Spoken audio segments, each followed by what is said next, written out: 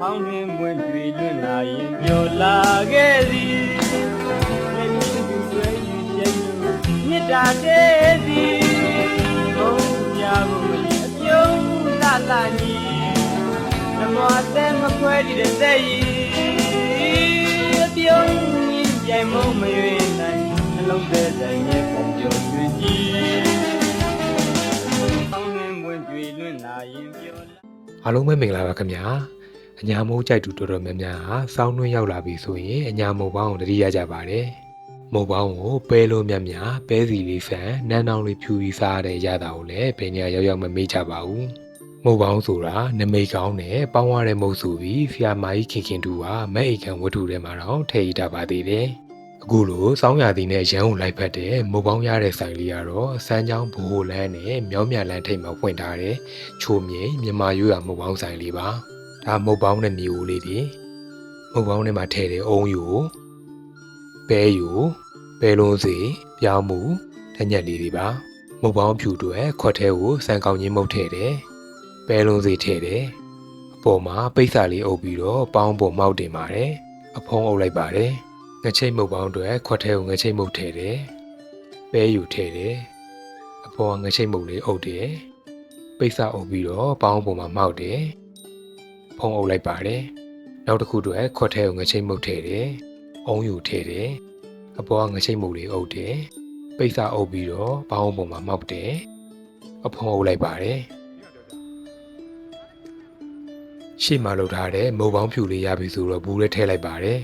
ခုနငချိတ်လှုပ်ထားတာလေးကိုပိတ်စာအုပ်ပြီးတော့ဘောင်းပုံမှာမှောက်တယ်အဖုံးအုပ်ပါတယ်နောက်ထပ်မုတ်တဲ့တစ်ခုကိုရှေ့ရလိုပဲတစ်စစ်စီလှုပ်ပါတယ်ရှေ့ကငချိတ်မုတ်ပေါင်းလေးရပြီဆိုတော့ဘူးလေးထည့်လိုက်ပါတယ်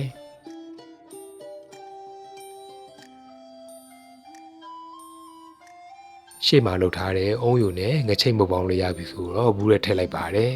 ဒါကတော့ကျွန်တော်ဝယ်လာတဲ့မုတ်ပေါင်းလေးတွေပါဈေးကတော့မုတ်ပေါင်း3ခုကို3000ကျပါတယ်တကယ်လို့ပဲလုံးစေးအဖြူကြီးပဲဝယ်မယ်ဆိုရင်တော့4ခုကို3000ကျပါတယ်အရင်ဆုံးမုတ်ပေါင်းဖြူလေးကိုနှမ်းတောင်ဖြူပါမယ်စားပါပြီ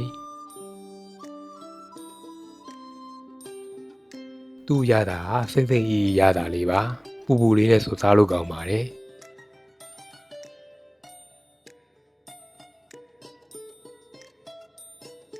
အခုလိုမုတ်ပေါင်းလေးစားရင်ရင်နွေးချမ်းတောက်ရတာရမ်းအောင်လိုက်ပါတယ်ငချိတ်မုတ်ပေါင်းလေးစားပါမယ်သူကအုံးယိုနဲ့ငချိတ်မုတ်ပေါင်းလေးပါဒီမှာအုံးယိုလေးတွေသူ့ရတာအချိုရမ်းကဲမနေပဲနဲ့အချိုအနေတော်နဲ့စားလို့ကောင်းပါတယ်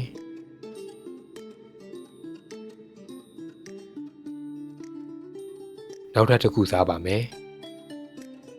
ဒါကတော့ပဲယူနဲ့ငချိတ်မုတ်ပေါင်းပါ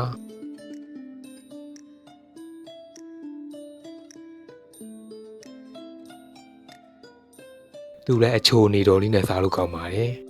မုတ်ပေါင်းကအခုလိုပူပူလေးစားမှရတာပူရှိတာပါမုတ်ပေါင်းလေးစားလိုက်ရင်နွေးချမ်းလေးတောက်လိုက်ရမ်းကိုလိုက်ဖက်ပါတယ်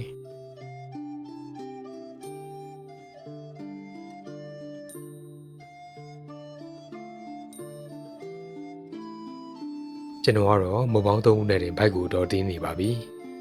ကျွန်တော်လိုပဲအညာလွမ်းပြေမုတ်ပေါင်းစားကျင်နေဆိုရင်တော့ချိုမြိတ်မုတ်ပေါင်းဆိုင်လေးမှာဝယ်စားကြည့်ဖို့ recommend ပေးလိုက်ပါတယ်